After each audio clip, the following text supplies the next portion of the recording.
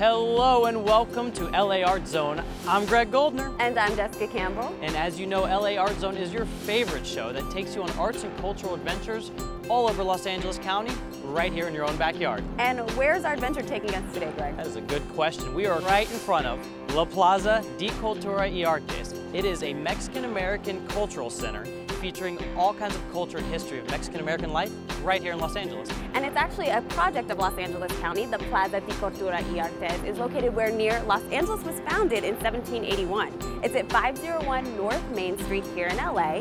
And check out the website at www.lapca.org.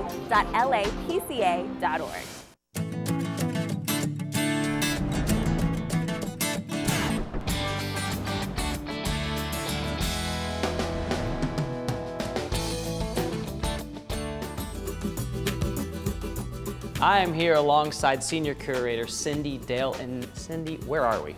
We're at LA Starts Here, the exhibition at La Plaza de Cultura y Artes. And why is this LA Starts Here exhibit so important? It's the first exhibition to chronicle the 200-year founding of Los Angeles from the Mexican-American perspective. Sounds good and sounds important, so let's check it out. Okay. And so the founding settlers, I read that there was 44?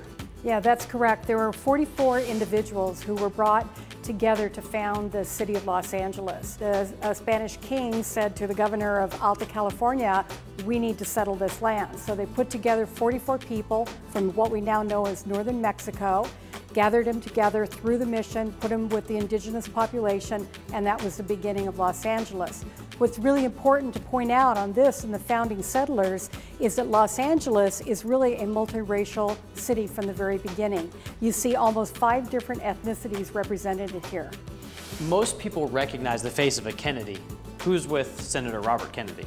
He's with Cesar Chavez, who along with Dolores Huerta were the founders of the United Farm Workers Movement. And during the 1960s forward, really created the movement of labor workers to fight for fair working conditions within the agricultural community. Cindy, I recognize this as a hoe, but it seems kind of like a more compact version.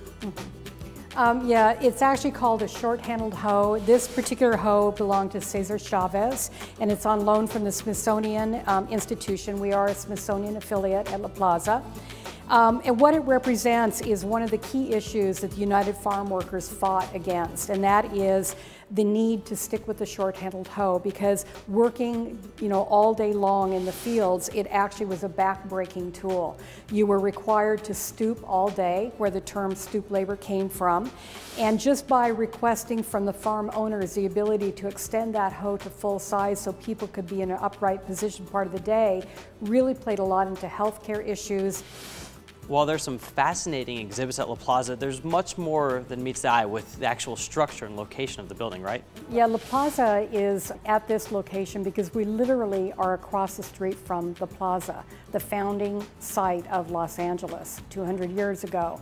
In this particular setting, we have 2 buildings that are historic sites, 1883 and 1888. The idea of the projects really came from Gloria Molina. It's something that she's championed for several decades, and to have them a reality now is very important to the County of Los Angeles and to the City of Los Angeles.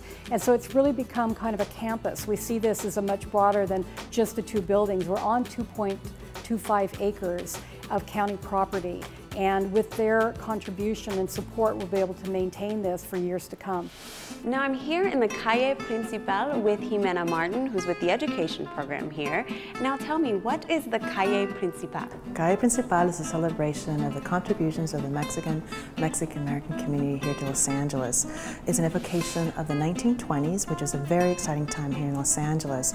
The biggest mass immigration came up from Mexico due to the Mexican Revolution, and I always call Calle Principal a taste of home. It was a place where they could find their language, their music, their food, and their culture. I love how it feels like you've stepped into a different world. The storefronts are very visual, that you feel like you just want to walk in. So, I mean, I'm excited. Can we check out the grocery store? Let's go check out the grocery store. This is wonderful. So, what exactly do you use these spaces for? These are our hands-on interactive space for our children. We have 6 vignettes, and each vignette tells a story. This vignette is about the store. And so people travel, besides bringing their bags and their goods, they also bring their traditions and their recipes. During the 1920s, the grocery store was a place for them to replicate those traditions and those recipes by coming to the specialty food store. So here they'd find their favorite candies, their chilies, their sauces, and also this room is a celebration of agriculture. So tell me exactly, how can the kids interact in here? Actually, these are cans, and these cans are facts and images of the 1920s and agriculture during that time. We invite the kids to come and touch and participate as if they were in a grocery store. We have baskets for them to shop, and there's fruits and vegetables, and also there are different facts they can read while they pick the vegetables. Also, we have maps of the city during the 1920s. What's really interesting is a lot of kids know how urban it is right now. They don't realize how at one point there were celery fields, strawberry fields, beets, orange fields all around in the city. It really does give a new perspective to the farmer's market. Like if you could just go out in your backyard and pick a strawberry, it's just a little different. So we're in the pharmacy, and I know you were setting these up. So what exactly is this? This is one of our interactive components for the farmacia. Now we try to incorporate with curriculum standards math in mostly all our rooms. So this is one example where we have the kids actually weigh out the herbs and with grams. During that time in the pharmacy, families would come and buy herbs by weight and take them home to keep those traditions of herbal healing. Are they able to really take home anything and apply it themselves? We have conversations outside in the garden about herbal healing, really simple things like from herb, like mint and chamomile, which are very common here but very popular in Mexican culture. Well, they can actually go outside of the garden and actually taste some herbs and see it firsthand how that works. So we try to connect the outside and inside by having conversations about herbal remedies of Mexico and those traditions that keep on today. That's so great. I love it. This is really amazing. Another wonderful feature here at La Plaza are these mosaics. There are 3 of them set up, and you can look up portraits, pictures, films of great things that have happened in Mexican-American history. And you know what's interesting about Mexican-American history? Just like any history, is always evolving. So what they've done here at La Plaza is put a video contribution booth. You can go in there and you can record a video, step out, come to the mosaics, check it out, and see what's on the wall. You never know what you might find. You recognize these people? Look at this, that's exciting. We should do one.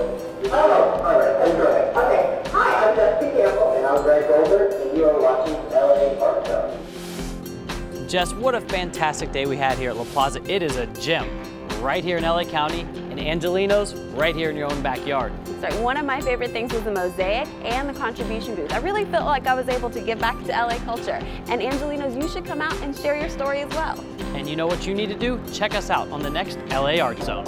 See you later.